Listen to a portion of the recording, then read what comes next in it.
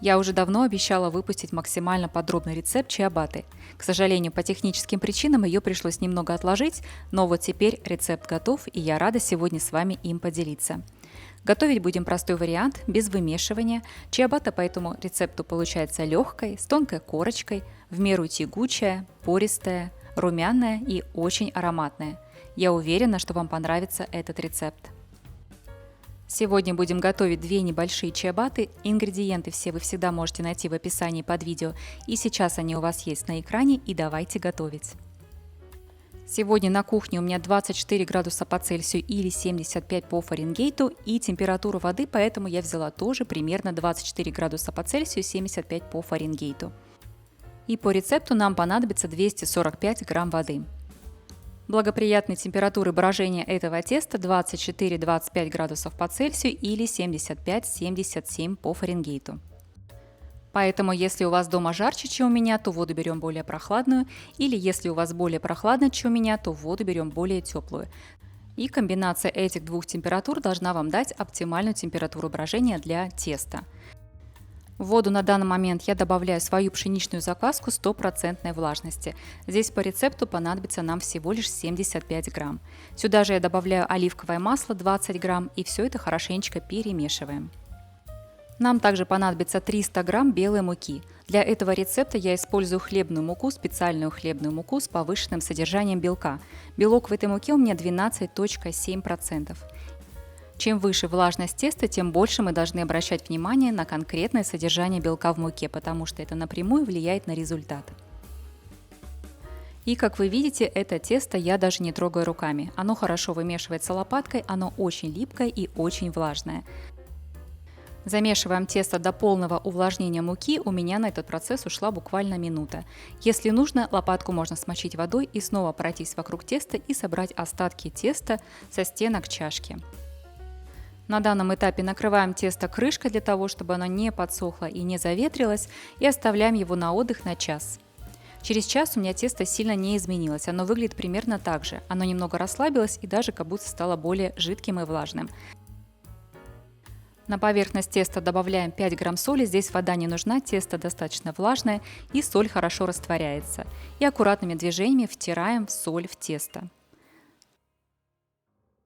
Соль забирает на себя немного воды и также она укрепляет клейковину, поэтому по мере вымешивания соли и теста, тесто становится более собранным и уже начинает приобретать какую-то форму. Вот такое оно по-прежнему липкое, оно тянется, но уже округлилось. Снова накрываем тесто крышкой и оставляем еще на 1 час. Через час тесто мое выглядит уже более гладким и блестящим, и сейчас мы будем делать ламинирование теста. Для этого нужно смочить поверхность стола и выложить тесто на стол. Достаточно перевернуть чашку вверх дном, и тесто само опускается вниз. Тянуть его и рвать не надо, очень аккуратно обращаемся с этим тестом. Руки я тоже смочила водой, чтобы тесто не прилипало, и растягиваю тесто в прямоугольник достаточно тонкий. Растягиваем со всех сторон по чуть-чуть, потому что если потянуть резко с одной стороны, то тесто порвется. Очень важно не порвать тесто, потому что на данный момент мы создаем как раз таки структуру и текстуру. Накладываем края с нахлестом друг на друга, выравниваем краешки, подтягиваем тесто, оно хорошо тянется, не прилипает к столу. И складываем его в такой конвертик. И далее, чтобы тесто сильно не расплывалось и чтобы мне было хорошо видно брожение, я переложу его в небольшой пластиковый контейнер с прозрачными стенками. Так будет хорошо видно брожение и объем самого подъема теста. И на данном этапе тесто нужно будет оставить на брожение, на ферментацию до тех пор, пока тесто не поднимется на 80%. Для этого я поставила метки, где у меня сейчас тесто находится, поставила метки, где будет примерно в 2 раза, и в середине метка это примерно на 80%. Тесто должно бродить при тех же самых температурах. И на весь процесс подъема теста на 80% у меня ушло около 3,5-4 часов. На данный момент тесто у меня выглядит вот таким образом. Если вы на тесте на поверхности видите большие пузыри, то их можно убрать. Для этого я их просто прокалываю острой палочкой. Все, на данном этапе тесто я закрываю снова крышкой, и оно идет в холодильник. И в холодильнике оно у меня будет стоять около 18 часов до утра. Мое тесто стояло в холодильнике при температурах 5-6 градусов по Цельсию или 41-43 градуса по Фаренгейту. Простояло оно всю ночь, сейчас у меня утро, и тесто визуально никак не изменилось, оно такого же объема. Присыпаем обильно стол мукой, желательно это делать через сито, чтобы муки было достаточно много, но она была мелко распределена и равномерно. И выкладываем тесто на стол. Для этого я сначала лопаткой прохожусь по краю теста, чтобы помочь ему отделиться от контейнера. И затем переворачиваю контейнер, и тесто аккуратно выпадает на стол. Достаточно немного подождать, и оно опускается вниз на стол. Сверху теста я снова обильно присыпаю мукой и выравниваю тесто металлическим шпателем. Очень удобно использовать здесь именно металлический шпатель, к нему тесто меньше прилипает и не так сильно тянется. Выравниваем тесто, придаем ему нужную нам форму и разрезаем тесто пополам. Чтобы мне было удобно разрезать, серединку я снова присыпала мукой. Режу я на глаз, чиабатта не должна быть идеальной формы, поэтому все, что можно сделать на глаз, делаем на глаз. Разрезаем тесто пополам, края и срезы свежие я снова присыпаю мукой и снова формирую краешки так, чтобы они были ровные и не расползались. Тесто все еще очень холодное, и с ним удобно работать. Прохожусь шпателем под каждой чиабаттой и подхватываю чиабатту на шпатель и переношу на заранее подготовленный пергамент.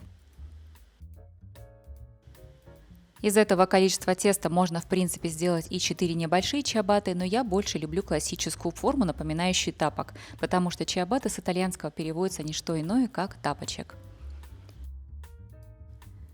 Если во время переноски чиабатта потеряла форму, то сейчас самое время ее подправить. Ее можно вытянуть, немножко подровнять или наоборот собрать в кучку и сделать тесто более пышным. Моя чиабатта готова, сейчас ее нужно перенести на полотенце. Далее тесто будет стоять при комнатной температуре и растаиваться еще какое-то время, и чтобы во время расстойки тесто не потеряло свою форму, ему нужно задать направление. Для этого я полотенце скручиваю по краям и в центре поднимаю такой валик, чтобы чиабатта не уплыла никуда и сохраняла свою форму. Подкручиваю полотенце по краям также. И в таком состоянии я оставлю нашу чиабатту еще на 1,5-2 часа при комнатной температуре. Накрою ее сверху полотенцем, чтобы она не подсохла. И оставляем при тех же самых комнатных температурах. Через 1,5 часа моя чиабатта стала намного пышнее внешне и стала более мягкой. В этот момент можно снова подправить ее края, чтобы она была более пышная и высокая. И теперь я чиабатту переношу на противень, который я перевернула вверх дном. Если у вас есть специальная лопатка для пиццы, вы можете воспользоваться ей, это будет более удобно. Я уже свою духовку нагрела до температуры 245 градусов по Цельсию, 475 по Фаренгейту. Вместе с поверхностью у меня это чугунный такой специальный гриль. Также можно использовать либо камень для выпечки, либо перевернутый противень, который нужно заранее тоже нагреть с духовкой. Режим выпечки у меня вместе с конвекцией, с вентилятором для хорошей циркуляции воздуха. И выпекать мы будем первые 16 минут чиабатту с паром, затем пар убираем, температуру понижаем на 220 градусов по Цельсию или 425 по Фаренгейту и допекаем чиабатту еще 10 минут. Хорошо выброженная чиабатта сверху всегда имеет красивый золотистый оттенок, хорошее донышко. Это, кстати, место среза, где мы делили тесто пополам. Она не пересушена, она не твердая, корочка у чиабатты получается хрустящая, но при этом она очень тонкая, деликатная. Мякиш получается ноздреватый и тягучий. Давайте разрежем, посмотрим, что внутри.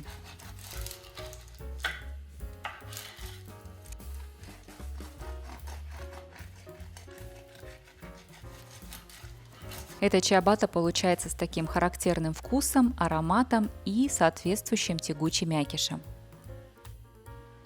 Если вы все еще не вывели свою закваску, но хотели бы это сделать, у меня на канале есть очень подробный рецепт о том, как вывести закваску без весов и без выбрасывания. Также у меня на канале уже достаточно большая подборка различных хлебов на закваске, от самых простых рецептов до более сложных. Я думаю, что каждый найдет для себя. Все ссылочки будут внизу в описании, и также вы можете их всегда найти в разделе «Хлеб на закваске». Если у вас все еще остались какие-то вопросы по этому рецепту, не стесняйтесь, спрашивайте, на все вопросы я отвечаю всем в комментариях.